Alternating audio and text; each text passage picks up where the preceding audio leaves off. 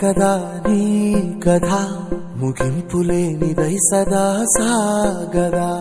ఇదే కదా నీ కథ ముగింపులేనిదై సదా సాగదా.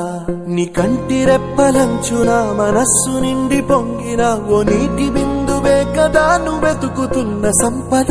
ఒక్కొక్క జ్ఞాపకానికి 100 ఏళ్ల ఆయువుందిగా, ఇంకెన్ని ముందు వేచనో అవన్నీ వెతుకుతూ పదా. మనుష్యులందు నీ కథ మహర్షిలాగా సాగదా. మనుష్యులందు నీ కథ మహర్షిలాగా సాగదా.